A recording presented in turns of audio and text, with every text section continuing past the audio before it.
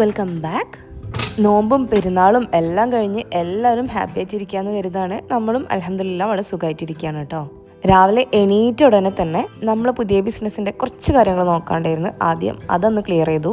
പിന്നെ നമ്മൾ ഈ കാണുന്ന പ്ലാനർ ഉണ്ടല്ലോ, അതിൽ നിങ്ങൾ കണ്ടില്ലേ ലാസ്റ്റ് പ്ലാൻ ചെയ്ത അന്നാണ് കേട്ടോ. അപ്പോൾ ഇന്ന് നമ്മൾ ബാക്ക് ടു റുട്ടീനേക്ക് കയറാണല്ലോ, അപ്പോൾ അതൊക്കെ ഒന്ന് ക്ലീൻ ആക്കി ഇട്ടു. ശേഷം നല്ലൊരു കോഫിയും തന്നെ ഒരു ദിവസം തുടങ്ങാമെന്ന് കരുതി കേട്ടോ. കോഫി ഞാൻ സാഷേ ആയിട്ടാണ് വാങ്ങി വെക്കാറ്. കാരണം വേറൊന്നുമല്ല, നമ്മളിവിടെ സ്ഥിരമായിട്ട് കുടിക്കുന്നത് ചായയാണ്. കോഫി ഇതുപോലെ വല്ലപ്പോഴും ഉണ്ടാക്കി കുടിക്കാറേ ഉള്ളൂ. പിന്നെ മറ്റേ ഫിൽറ്റർ കോഫീൻ്റെ പൊടിനേക്കാളും എനിക്ക് ഇൻസ്റ്റൻറ്റ് കോഫി വെച്ചിട്ട് ആ ഒരു പൗഡറാണ് ഇഷ്ടം. സൺറൈസ് ആണ് എൻ്റെ ഫേവറേറ്റ്. അപ്പം ഞാനെപ്പോഴും 2 രൂപേൻ്റെ ആ ഒരു സാഷേ അതാണ് വാങ്ങിയേക്കുക. അതൊരു കപ്പിലേക്ക് കണക്കാണ്. പക്ഷേ ഇപ്രാവശ്യം കിട്ടിയത് 5 രൂപേൻ്റെ സാഷേ കേട്ടോ. അത് കുറച്ച് സ്ട്രോങ് കൂടുതലാണ്, പക്ഷേ എനിക്കും ഓക്കെയാണ് കേട്ടോ. ഇപ്പോൾ യൂസ് ചെയ്തത് മിൽമൻ്റെ ലോങ് ലൈഫ് മിൽക്കാണ് കേട്ടോ. അതുകൊണ്ട് തന്നെ തിളപ്പിക്കേണ്ട ആവശ്യമില്ല. ഷുഗറിൻ്റെ ആ ബോട്ടിലൊക്കെ നമ്മൾ കാണാൻ മാത്രമേ അങ്ങനെ വെച്ചിട്ടുള്ളൂ. കാരണം അതിൽ പഞ്ചസാര ഇട്ടാൽ എപ്പോഴും ഉറുമ്പ് വരും. അതുകൊണ്ട് തന്നെ ഞാൻ പഞ്ചസാര നമ്മളെ പഴയ ബോട്ടിലാക്കിയിട്ട് അങ്ങനെയാണ് സ്റ്റോർ ചെയ്തത്. പലരും ഇങ്ങനെയുള്ള ബോട്ടിലൊക്കെ പഞ്ചസാര ഇട്ട് വെക്കുന്നത് കണ്ടിട്ടുണ്ട്. പക്ഷേ എൻ്റെ വീടിൻ്റെ പ്രശ്നമാണോ ബോട്ടിലെ പ്രശ്നമാണോ പഞ്ചസാരൻ്റെ പ്രശ്നമാണോ എന്താണെന്നറിയില്ല, എപ്പോൾ അതിൽ പഞ്ചസാര ഇട്ടാലും ഉറുമ്പ് വരും. പറയുമ്പോൾ അതൊരു എയർ ടൈറ്റ് കണ്ടെയ്നറൊക്കെ ആണ് കേട്ടോ. പിന്നെ എന്തൊക്കെയുണ്ട് എല്ലാവരും പെരുന്നാളിൻ്റെയും നോമ്പിൻ്റെയൊക്കെ വിശേഷങ്ങൾ ഒക്കെ നല്ല റാഹത്തായിട്ട് തന്നെ കഴിഞ്ഞെന്ന് കരുതാണ്. അതുപോലെ തന്നെ പെരുന്നാളൊക്കെ കഴിഞ്ഞ് ട്രിപ്പ് പോയവരും റിലേറ്റീവ്സിൻ്റെ വീട്ടിൽ പോയവരൊക്കെ ഉണ്ടാവും അല്ലേ.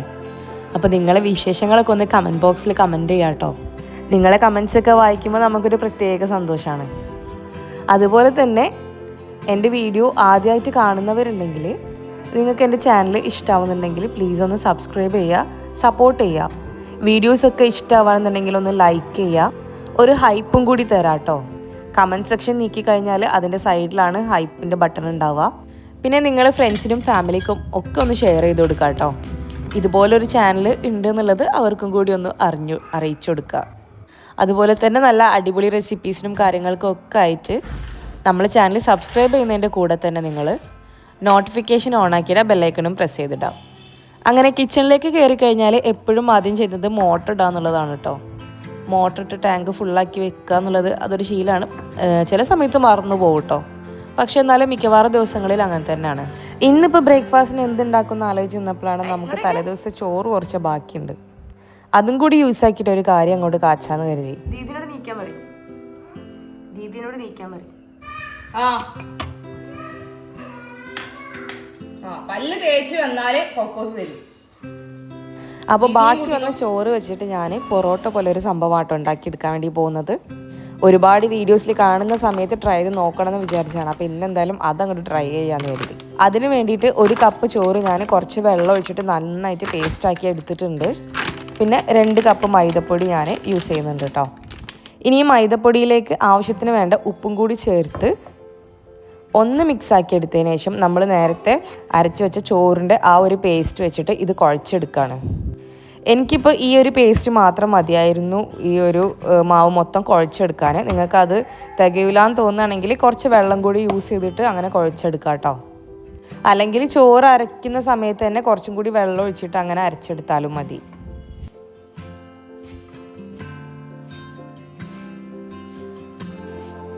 പിന്നെ മൈദ ആയതുകൊണ്ട് തന്നെ കുഴയ്ക്കാനും പരത്താനൊക്കെ കുറച്ച് ബുദ്ധിമുട്ടുള്ളൊരു സംഗതിയാണ്. പക്ഷേ മൈദക്കാണല്ലോ കഴിക്കുമ്പോൾ ടേസ്റ്റ് കൂടുതൽ.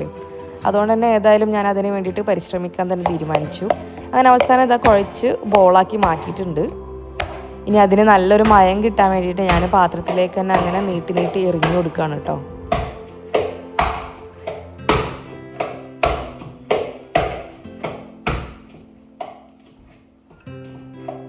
അങ്ങനെ ഫൈനലായിട്ട് ഒന്നും കൂടി നന്നായിട്ട് കുഴച്ചതിന് ശേഷം അടച്ചിട്ട് മാറ്റി വെക്കാണ്. ഒരു 10-15 മിനിറ്റ് അങ്ങനെ മാറ്റി വെക്കാൻ വേണ്ടി പോവാണ് കേട്ടോ. നിങ്ങൾക്ക് സമയം ഉണ്ടെങ്കിൽ മാറ്റി വെച്ചാൽ മതി, ഇല്ലെങ്കിൽ അങ്ങനെ പരത്തി ചുട്ടെടുക്കുക. പക്ഷെ മാറ്റി വെക്കുമ്പോഴാണ് ഈ ഒരു മാവിന് കുറച്ചും കൂടി സോഫ്റ്റായിട്ട് നല്ലൊരു മാവായിട്ട് വരിക. അതിൻ്റെ മേലേക്ക് ഞാൻ കുറച്ചൊരു ഓയിലും കൂടി ഒഴിച്ചു കൊടുക്കുന്നുണ്ട്. സാധാരണ പൊറോട്ടക്കൊക്കെ ചിലപ്പോൾ തലേ ദിവസം മാവ് ഒഴിച്ച് വെക്കും, കോഴിമുട്ട യൂസ് ചെയ്യും, അങ്ങനെ ഓരോരുത്തരും ഓരോ ട്രിക്കാണല്ലോ. അപ്പോൾ ഈ ഒരു ബാക്കിയുള്ള ചോറുണ്ടാകുമ്പോൾ പിന്നെ അതിൻ്റെ ആവശ്യമില്ല കേട്ടോ.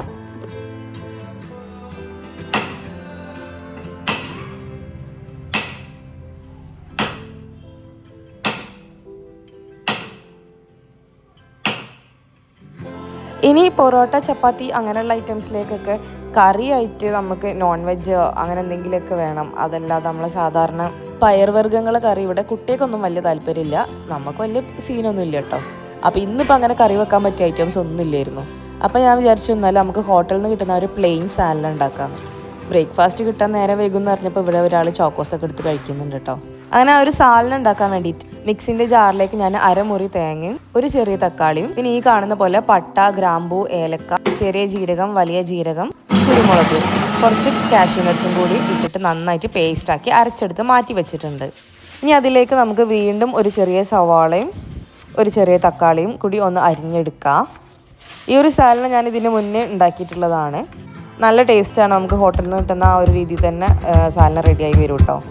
കൂടെ തന്നെ കുറച്ച് ഇഞ്ചി വെളുത്തുള്ളിയും കൂടി ഒന്ന് ക്രഷ് ചെയ്തെടുക്കുന്നുണ്ട്. ഇനി ഒരു കുക്കറിലേക്ക് 2 ടേബിൾ സ്പൂണോളം ഓയിൽ ഒഴിച്ച് ഒരു ബേ ലീഫ് മുറിച്ചിട്ടിട്ടുണ്ട്. അത് കയ്യിലുണ്ടെങ്കിൽ ചേർത്താൽ മതി കേട്ടോ. പിന്നെ നമ്മൾ നേരത്തെ കട്ട് ചെയ്ത് വെച്ചിട്ടുള്ള സവാളയും ഇഞ്ചി വെളുത്തുള്ളി ചതച്ചതും കൂടി ചേർത്തിട്ട് ഒന്ന് റോസ്റ്റ് ആക്കി എടുക്കുകയാണ്. ഈ ഒരു കറിയിലേക്ക് ആവശ്യത്തിനുള്ള ഉപ്പും കൂടി ഈ ഒരു സമയത്ത് ആഡ് ചെയ്തിട്ട് ഈ ഉള്ളി നന്നായിട്ട് വാട്ടിയെടുക്കുക. ബ്രൗൺ കളറൊന്നും ആവണ്ട, ഉള്ളി വാടി വന്നാൽ മതി കേട്ടോ. ഉള്ളി സെറ്റ് ആയി കഴിഞ്ഞാൽ നമുക്ക് മുളക് പൊടിയും മല്ലിപ്പൊടിയും മഞ്ഞൾപ്പൊടി ഇത്രയും പൊടികളും കൂടി ചേർത്ത് തീ നല്ല ലോ ഫ്ലെയിമിലാക്കിയിട്ട് ഒന്ന് വഴറ്റി ആ ഒരു പൊടിൻ്റെ പച്ചമണം മാറിക്കഴിഞ്ഞാൽ അരിഞ്ഞു വെച്ച തക്കാളി ചേർക്കുക. പിന്നെ ഒരു പിടിയോളം മല്ലിയിലയും പുതിന ഇലയും കൂടി ഈ ഒരു സമയത്ത് ചേർക്കുക. ഇനി നമ്മൾ അരച്ച് വെച്ചിട്ടുള്ള പേസ്റ്റും കൂടി ചേർത്ത് എത്രത്തോളം വെള്ളം വേണോ അത്രയും വെള്ളം കൂടി ഒഴിച്ചിട്ട് കുക്കർ അടച്ച് വെക്കുക. നല്ല മീഡിയം ഫ്ലെയിമിൽ ഒരൊറ്റ വിസിലടിച്ചെടുത്താൽ മതി കേട്ടോ. നമ്മൾ സാലഡ് റെഡിയാണ്. അപ്പോൾ ഇത്രയും കാര്യങ്ങളൊക്കെ സെറ്റാക്കി ഞാനിവിടെ പുറത്തേക്ക് ഇറങ്ങിയതാണ്.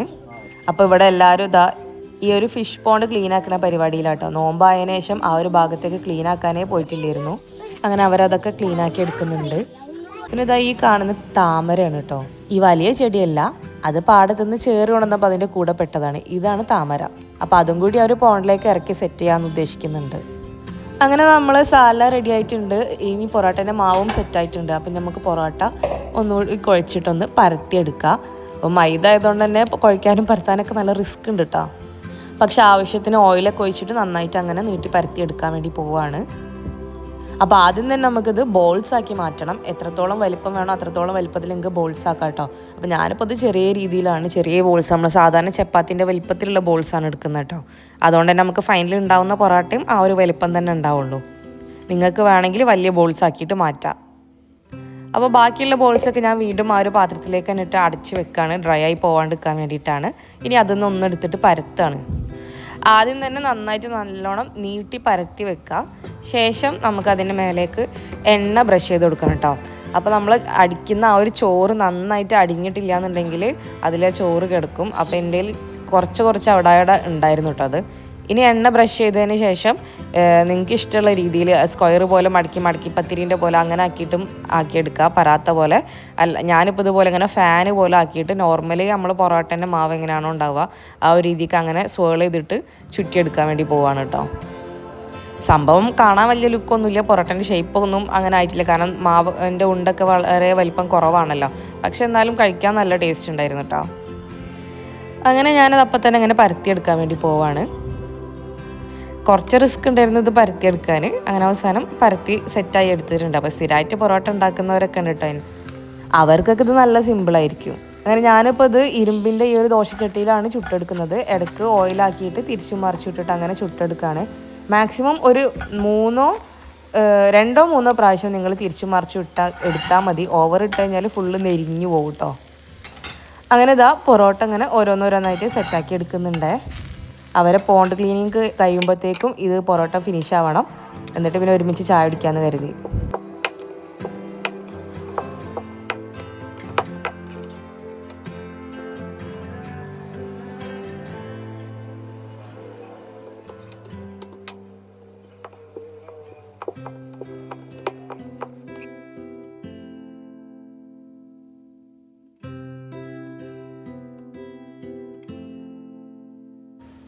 അങ്ങനെ എല്ലാം ചുട്ടെടുത്തിട്ടുണ്ട്. ഇനി നമുക്കിതൊന്ന് അടിച്ചെടുക്കാം കേട്ടോ.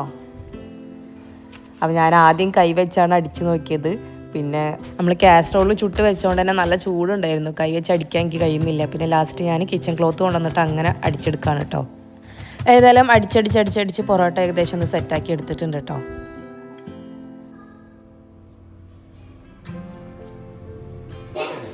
അങ്ങനെ നമ്മൾ പൊറോട്ടയും സാലയും ഒക്കെ സെറ്റാണ്. കണ്ടോ, സാല നല്ല തിക്കായിട്ട് നമുക്ക് ഹോട്ടലിൽ നിന്നൊക്കെ കിട്ടുന്ന ആ ഒരു രീതിക്ക് തന്നെ കിട്ടിയിട്ടുണ്ട്. അങ്ങനെ ചായ കുടിയും കാര്യങ്ങളൊക്കെ കഴിഞ്ഞു. ക്ലീനൊക്കെ ആക്കുന്നതിന് മുന്നായിട്ട് ഞാൻ ഇവർ പോണ്ട് ക്ലീൻ ചെയ്ത് കാണാൻ വന്നതാണ് കേട്ടോ.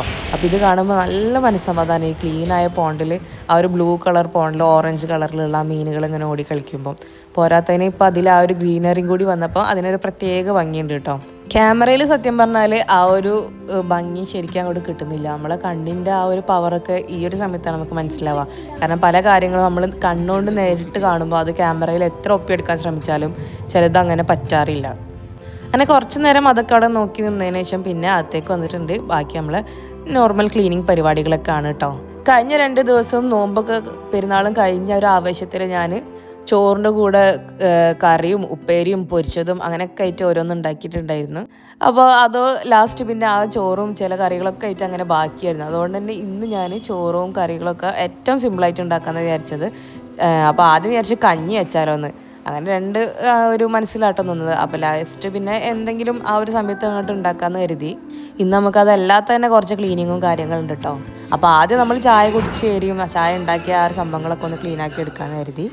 പിന്നെ ഈ ഒരു സംഭവം ഒന്ന് പുകയ്ക്കുന്നുണ്ട് കേട്ടോ. ഞാൻ എപ്പോഴും പറയുന്നതാണ്, ക്ലീനിങ് കംപ്ലീറ്റ് ആണെന്നുണ്ടെങ്കിൽ എനിക്ക് എന്തെങ്കിലും ഒരു സ്മെല്ല് വരണം, അപ്പോഴാണ് ഒരു കംപ്ലീറ്റ് ആയി തോന്നുള്ളൂ. ഈ പുകയ്ക്കുന്ന സാധനം ഞാൻ ഉമ്മൻ്റെ നിന്ന് എടുത്തതാണ്. ഉമ്മ അതെന്തൊരു കോംബോ ഓഫറിൽ വാങ്ങിയത് 2 ഉണ്ടായിരുന്നു. അപ്പോൾ അതൊന്നും എടുത്തോണ്ടെന്ന് കേട്ടോ. അതിൻ്റെ ഉള്ളിൽ പുകയ്ക്കുന്ന ആ ഒരു സംഭവം, അതിൻ്റെ പേരെന്താണ്, ധൂപ് സ്റ്റിക്സ് എന്നാണ് തോന്നുന്നത് പേര്. അപ്പോൾ അത് ഞാൻ നിങ്ങൾക്ക് കാണിച്ചു തരാം. ഇവിടെ ക്ലീനിങ്ങും ചായയുടെയും കുളിയും എല്ലാം കഴിഞ്ഞ് TV ആണെങ്കിലും തുടങ്ങിയിട്ടുണ്ട് കേട്ടോ. അപ്പോൾ ഇതാണ് ആ ഒരു ധൂപ് സ്റ്റിക്ക് എന്ന് പറയുന്ന സംഭവം. നല്ല സ്മെല്ലാട്ടോ. ഇത് പല വെറൈറ്റി സ്മെല്ലിൽ അവൈലബിൾ ആണ്. ഞാൻ എടുത്തിട്ടുള്ള ഈ ഒരു ക്ലാസിക്കിൽ നല്ല അടിപൊളി സ്മെല്ലാണ്. ഓൺലൈനിൽ ലിങ്ക് കിട്ടുകയാണെന്നുണ്ടെങ്കിൽ ഞാൻ ഈ വീഡിയോയിൽ കൊടുക്കാം, ഡിസ്ക്രിപ്ഷനിലായിട്ട് എവിടെയെങ്കിലും ഉണ്ടാവും കേട്ടോ. അങ്ങനെ ഫൈനലി വർക്ക് ഏരിയയിലേക്ക് എത്തിയിട്ടുണ്ട്. അവിടെയും കൂടി ക്ലീനാക്കി എടുത്താൽ അകത്തെ ക്ലീനിങ് പരിപാടികളൊക്കെ കഴിഞ്ഞിട്ട്. അപ്പോൾ ഈ ഒരു താഴത്തെ നില മാത്രമാണ് ഇപ്പോൾ നല്ല ക്ലീനായിട്ട് നിൽക്കുന്നത്.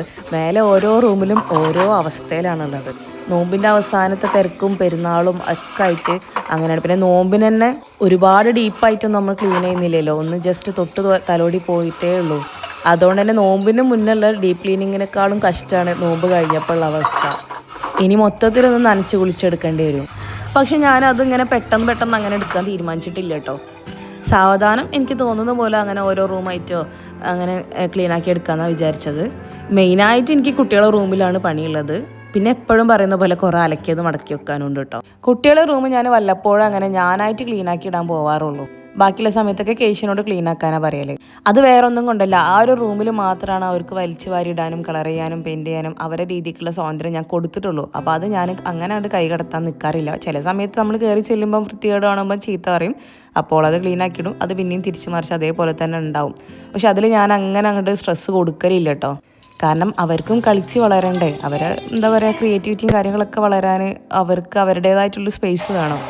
അതിനി പുറത്തുനിന്ന് ആര് വന്ന് നോക്കിയാലും അയ്യേ വൃത്തികേട് എന്ന് പറഞ്ഞാലും ഞാനത് മൈൻഡ് ചെയ്യാൻ പോകുന്നില്ല. അത് അവരെ സ്പേസാണ്. അവർക്ക് തന്നെ തോന്നണം അത് ക്ലീൻ ആക്കിയിടണമെന്നും അതങ്ങനെ തന്നെ കിടക്കട്ടെ എന്ന് കരുതി. താഴത്തെ ഈ ഒരു നില അത് നല്ല ക്ലീൻ ആക്കിയിടണം എന്നുള്ളത് എനിക്ക് മസ്റ്റായിട്ടുള്ള കാര്യമാണ്. അതൊരെടുത്ത സ്ഥാനം തിരിച്ച് അവരെ വെച്ചില്ല എന്നുണ്ടെങ്കിലും ഞാൻ ചീത്ത പറയും കേട്ടോ. നാളെ രാവിലെ എണീക്കുമ്പോൾ അങ്ങനെ ഒരു കൺഫ്യൂഷൻ വേണ്ടാന്ന് കരുതി ഞാൻ ഇഡ്ഡലിക്കുള്ള മാവ് ആട്ടാൻ വേണ്ടിയിട്ട് അരിയും ഇതൊക്കെ വെള്ളത്തിലിട്ട് വെച്ചിട്ടുണ്ട് കേട്ടോ. പിന്നെ ഈ കണ്ട പോലെ ഒരുപാട് വേസ്റ്റും കാര്യങ്ങളൊക്കെ ക്ലിയർ ആക്കാനുണ്ട്. അങ്ങനെ ലഞ്ചും ഇതാ സിമ്പിളായിട്ട് കഴിഞ്ഞു. അപ്പോൾ നമുക്ക് അടുത്തൊരു വീഡിയോ